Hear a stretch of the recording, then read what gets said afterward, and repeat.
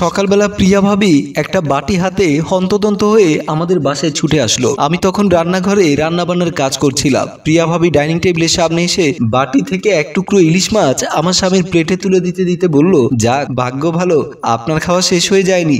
আপনার জন্য আমি নিজের হাতে ইলিশ মাছ রান্না করেছি। গতকাল রাতে বললেন না আপনার ইলিশ মাছ পছন্দ, তাই সকাল সকাল রান্না করে নিয়ে এসেছি। আমার স্বামী মুচকি এসে খাবারটা মুখে তুলতে যাবে, এমন সময় আমি এসে ওর সামনে থেকে প্লেটটা কেড়ে নিলাম। মুন্না সবে মাত্র খেতে বসেছিল।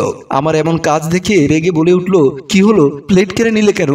আমি তো এখনো খাওয়া শুরু করলাম না। আমি ওর কথা জবাব না দিয়ে প্রিয়া ভাবিকে উদ্দেশ্য করে বললাম, ভাবি মুন্নার বকে আল্লাহ দুটো হাত দিয়েছে। মুন্নার যদি এত ইলিশ মাছ খেতে ইচ্ছে করে আমি ওকে রান্না করে খাওয়াতে পারবো। আপনি দয়া করে নিজের বাটি নিয়ে এখান থেকে বিদায় হন। প্রিয়া ভাবি মুখ দেখিয়ে বলল, দেখেছো ভাই তোমার বউটা আমার সাথে কেমন ব্যবহার করছে, এমন মেয়েকে নিয়ে কেমন করে সংসার করো তুমি? মুন্না রেগে উঠে বলল, আচ্ছা মোনালিসা, তুমি এতটা ছোট মনের হলে কবে থেকে? সামান্য একটা ব্যাপার নিয়ে এত সিনক্রিয়েট করছো কেন?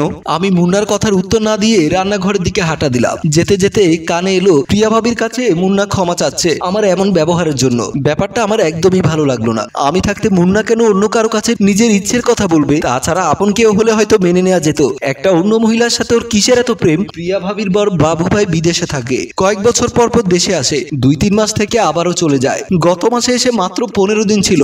একদিন সকালবেলা দেখলাম বাবু ভাই বিদেশে চলে যাচ্ছে।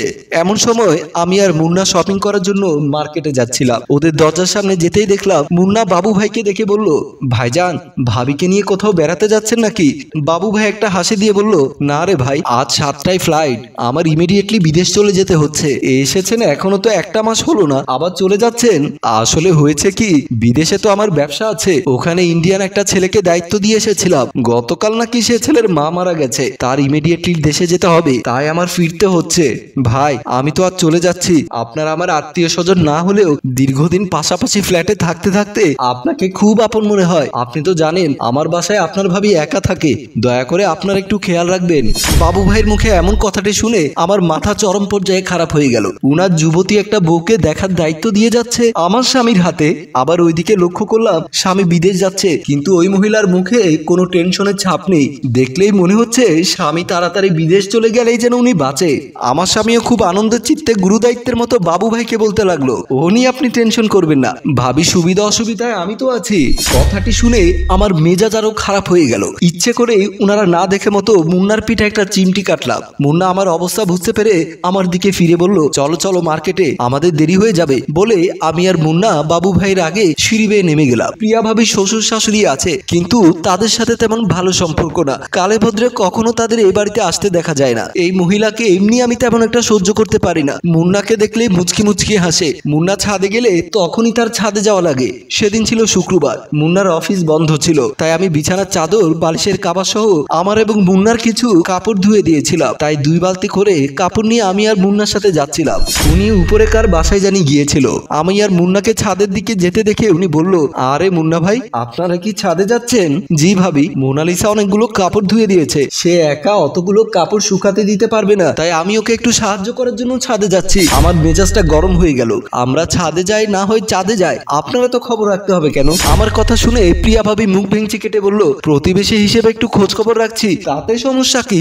বলেই উনি সিঁড়ি বেয়ে নেমে গেল। উনার চলে যাওয়ার পর মুন্না আমাকে বলল, এমন বিহেভ না করলেও পারতে, পরের বউ দেখলে মাথা ঠিক থাকে না তাই না? আমার মুখে কর্কট কথা শুনে মুন্নার কথা বাড়ালো না। আমরা ছাদে চলে গেলাম। আমি আর মুন্না দুজনে মিলে ছাদে কাপড়গুলো শুকাতে দিচ্ছিলাম। এমন সময় লক্ষ্য করলাম প্রিয়া ভাবি উনার কিছু কাপড় চোপড় সহ একটা শাড়ি শুকাতে দিতে এসেছে। উনাকে ছাদে দেখে আমার মেজাজটা 1200 মেগাওয়াট বৈদ্যুতিক তারের মতো গরম হয়ে গেল। উনি হাসতে হাসতে মুন্নার সামনে এসে বলল, ভাই হাতে ব্যথা পেয়েছি, তাই ভালো করে কাপড় মুছড়াতে পারিনি।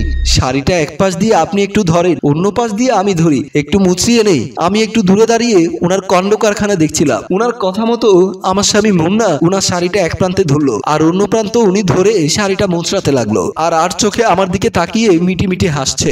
আমাকে না জ্বালালে মনে হয় মহিলার পেটের ভাত হজম হয় না।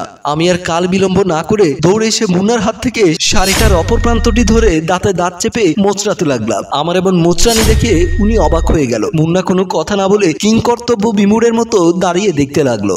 এক পর্যায়ে আমি টান মেরে প্রিয়া ভাবির হাত থেকে শাড়িটা নিয়ে ছাদের উপরে ছুঁড়ে ফেলে দিয়ে বললাম, আমার তো মনে হয় আপনি পারলে আমার স্বামীকে দিয়ে শাড়িও ধুতে দেবে। আমার স্বামীকে যদি এতই আপনার পছন্দ, তাহলে আমার আগে আপনি বিয়ে করলেন না কেন? আমার এমন অবস্থা দেখে মুন্না বলল, মোনালিসা তুমি একটু সংযত হও, এই মহিলা কি আমাকে চোখে দেখেনি? উনার যদি এতই হেল্প লাগে উনি আমাকে বলতো, সারাক্ষণ তোমার গায়ে পড়ে কেন? বলেই আমি রাগ করে ছাদ থেকে নেমে গেলাম। রান্নাঘরে গিয়ে সবজি কাটতে শুরু করলাম। মুন্নার প্রিয়া ভাবির রাগটা সবজির উপরেই দেখাচ্ছে। এত সময় হয়তো প্রিয়া ভাবি চলে গেছে, আবার দাঁড়িয়েও থাকতে পারে। ইচ্ছে করেছিল প্রিয়া ভাবিকে ঘাট ধরে বের করে দিতে, কিন্তু নিজের রাগটাকে নিয়ন্ত্রণ করে চলে এসেছি। সকাল সকাল ঝামেলা করতে একদমই ইচ্ছে করছে না। সবজিটা কাটা শেষ করে ফ্রিজ থেকে মাছ বের করতে গেলাম। ডাইনিং টেবিলের সামনে এসে দেখলাম মুন্নার খাওয়া শেষ হয়ে গেছে। খাওয়া শেষ করে খালি প্লেটগুলো পড়ে আছে। প্রিয়া ভাবিও নেই, হয়তো চলে গেছে, নাকি মুন্নার সাথে রুমের ভেতরে বসে গল্প করছে কে জানে।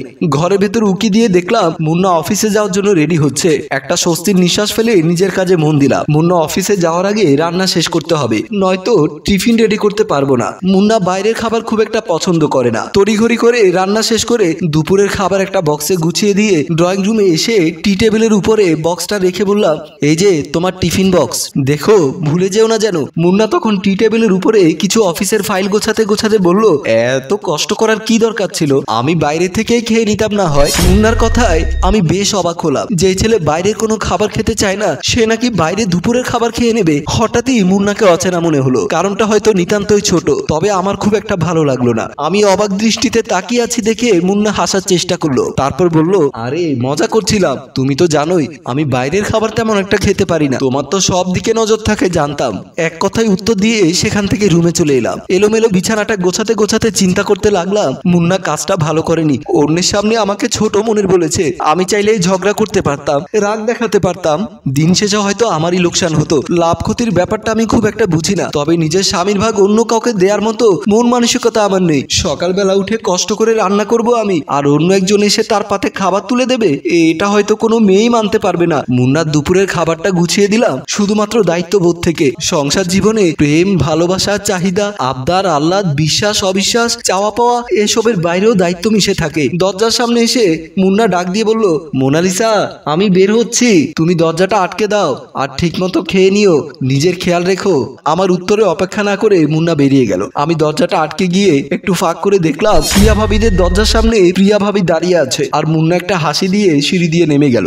প্রিয়া ভাবি হাসি মুখে হাত নেড়ে টাটা দিল। সারা শরীর রাগে জ্বলে উঠলো। ইচ্ছে করছিল পায়ের জুতোটা খুলে মেরে দেয়, তবুও কিছু না বলে দরজাটা আটকিয়ে মনে মনে ভাবলাম, মেয়েটা হয়তো এমনই গায়ে পড়া স্বভাবের। মুন্না যদি ঠিক থাকে তাহলে হয়তো কোনো সমস্যা হবে না। সারাদিন নানা কাজের ব্যস্ততার সময় পার করলাম। এখন একটু গোসল করার জন্য বাথরুমে ঢুকলাম। বাথটাবটা ছেড়ে গোসল করতে লাগলাম। হঠাৎ মনে পড়লো দুপুর গড়িয়ে বিকেল পথে চলছে। মুন্না কি দুপুরে লাঞ্চ করেছে? একটা কল দেয়া দরকার। তাই তাড়াতাড়ি গোসল শেষ করে নিজের রুমে ঢুকে ওয়ার্ড্রোপের উপরে রাখা মোবাইলটা হাতে নিয়ে মুন্নাকে কল দিতে লাগলাম। মুন্নার মোবাইলটা ওয়েটিং এ পেলাম। এই টাইমে মুন্না কার সাথে কথা বলছে কেমন জানি সন্দেহ মনে দানা বাঁধতে লাগলো। পাশের ফ্ল্যাটে প্রিয়া ভাবিকে প্রায় সময় দেখি মোবাইলে কার সাথে হেসে হেসে কথা বলে। এতদিন আমার তেমন সন্দেহ না লাগলেও আজ কেন জানি সন্দেহ ঘনীভূত হতে লাগলো।